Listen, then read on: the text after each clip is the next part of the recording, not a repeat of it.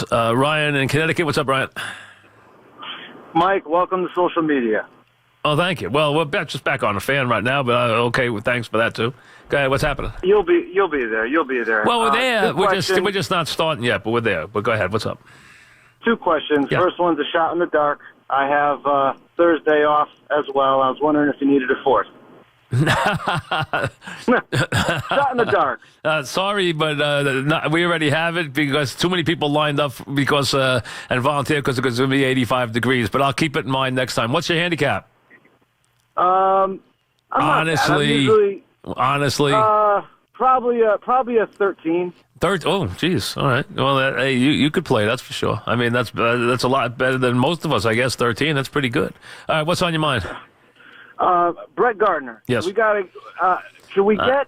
I'm thinking we get Stanton in left so he can keep his mind off of hitting because he goes back to the bench and he's DHing, and then that's all he's thinking about. He needs to get more game action.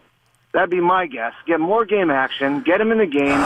You could put get Gardner out of the leadoff spot, please. Listen, he's in a 3 for 35. He got a base hit late in the game last night to knock into one run. He had been in a 3 for 35. I know it's not usually early in the year that he has these slumps. I do not worry about Gardy. Now, put Hicks in there. Put Hicks. Well, listen, Hicks the interesting thing, Hicks is not a leadoff hitter, though. He really isn't. I know that he's gotten better at getting on base, but still, he's not a leadoff hitter. One thing you like about Gardy, first of all, you like his defense. Secondly, you like his hustle and leadership. Third, you like the fact that he and Judge take more pitches than anybody in baseball at the top of the lineup. So you like having that in front of everybody else. The Yankees wear pitches out. All you want to do in baseball is get into the bullpen. The earlier you get into the bullpen, the more you hit the prize. I mean, that's how baseball is. Get the starter out, especially on days when the starter's on the plus side of the rotation. Get the starter out, and away you go. And the Yankees do that as well as anybody. But you got to take pitches. They do. It's a tricky thing right now as to how do you utilize these issues with the Yankees. How much do you keep Stanton out of the field? How much do you keep Sanchez out from behind the plate?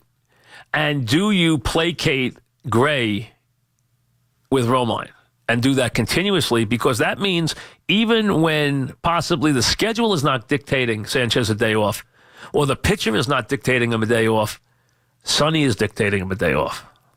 So those are things that this manager has got to make a decision about. How much defense does he want to give up when he plays Stanton, which he's given up defense? And also, how much does he want to placate Sonny?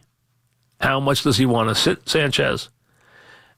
Obviously, Torres improves the defense. I mean, listen, the Yankees have some young players who are just, and Gleyber Torres has star written all over him. I mean, he just does things so effortlessly. Andujar's an impressive hitter.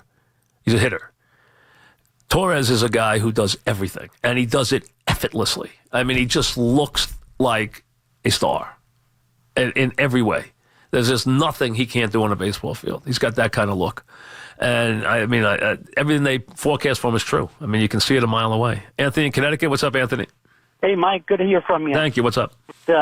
It's been a weird void of 1 month Yankee baseball and not a lot of talk, so it's great to hear it on day one. So as you see this team in 1 month unfold, I think everybody fan-wise, I notice what they're missing to keep them from actually winning it this time. And I like to see them finally use the pieces that they've grown in that farm system to finally get that piece. They need to listen. A year they didn't get Cole. Gardner when he gets back, or Homer. They didn't get Cole. All right.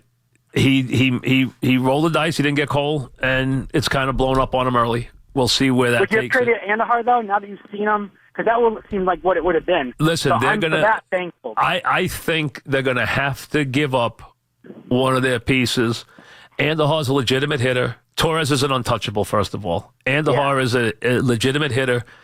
Austin's a legitimate hitter. I mean, Austin is like, he reminds me, he's like, I don't know if you'll know this name. I mean, I think you've heard the name, but you might not know the player that well. You know what he is? He's Muscarin. I mean, he's a guy who just gives you big power.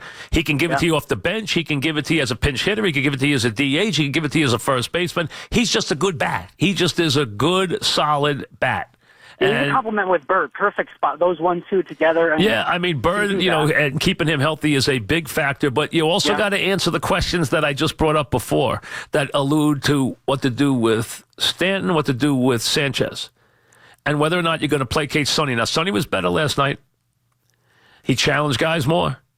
He had better command last night. He faced a tough lineup, and he threw the ball well. That's the best you've seen from Sonny.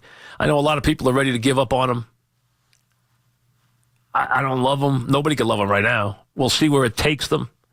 The Yankees, though, without any question, when you're talking where they're going to go postseason-wise, are going to have to give up some kids or give up probably one jewel to get – because why fool around and not get a big pitcher? It's get a big pitcher. That's the idea. Get a big pitcher. That's what you're trying to do. Alex in New Canaan. What's up, Alex? Hey, Mike, welcome back. Thank you. Great to have you back. Thank you. What's up, buddy? I want you to get the pink Cadillac out of that garage. Yes. Because I think it's going to be a long summer between the Red Sox and the Yankees. I'm looking forward to it. There's nothing better. Nothing better. The Red Sox got a wonderful team. I'll tell you. So wonderful team. I've never seen so many great ball players on both sides. I love it. Listen, hopefully it's I hope it's nothing but just classic, hot, 90-degree weather and summertime, great head-to-head baseball. That's what it should be. And two young managers. It's great. It's great. It's like the beginning all over again. Cora's good. Yeah, listen, I'm farther ahead on Cora than I am, obviously, yet on Boone. But I thought more about Cora as a manager than I ever did about Boone. So I'm still Boone looks to me, and obviously I'll be chatting with him, and I know him a little bit. I don't know him really well. I mean, I've known him when he was here and stuff. I mean, I've chatted with him a couple of times, but it just seems like he doesn't want to yet exert his authority. It's almost like he's taken a stance where he just wants to just kind of ease into it, which might not be a dumb play, because they were a little tired. Let's be honest. Joe's not here, not because of his record. Joe's not here because some of the players on the team tired of him. Some of the young did, some of the old did. It was kind of a weird mix. And that's the only reason, because he did a great job. And he also was a master with the bullpen. He really was. And the bullpen right now is a little tricky. You've seen better from Betances the last couple of times out. But one thing you can do is, I don't know about you, but right now I'm back to where I feel very confident with Chapman when he goes in the game. Like last year, it got to a point where you were very worried about Chapman. But Chapman has gotten to a point now where you feel good about Chapman. You feel confident when he comes back in the game now that he's going to come in and do his job. Betances, you're hoping. Like last night, you saw a second straight time Betances did well. You saw better from Sonny. So you had some positives last night, but they're not out of the woods yet. Not by a long shot. Mike in Bayside, what's up, Mike? Hey, Mike, how are you? Good, Great to hear you back on the radio. Thank you. Good to be here. Ask you a question. Yes. Matt Harvey, I know you were on high heat. You said you were down talking to Wilpon, right? This in spring training. I was, yes. So, did you see this report that he was out partying Thursday night in L.A. from when they were in San Diego? I did not see it. No. Yeah. So apparently he was out in L.A. when they were playing in San Diego Thursday night, and Friday.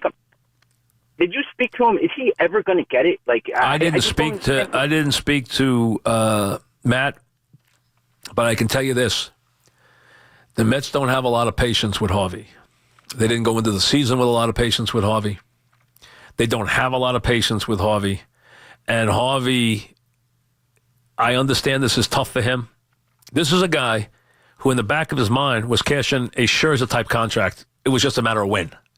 He's gone from there to now where he is, to where his whole career is in doubt. And he has got to buy in and show them that he's going to try to fix himself. If he doesn't, he won't be long for baseball. It's a sad story. It really is. And he didn't earn all of it. He earned some of it. He had a couple of nasty injuries, second one being extremely debilitating, but he has compounded the problems on numerous fronts. Back after this.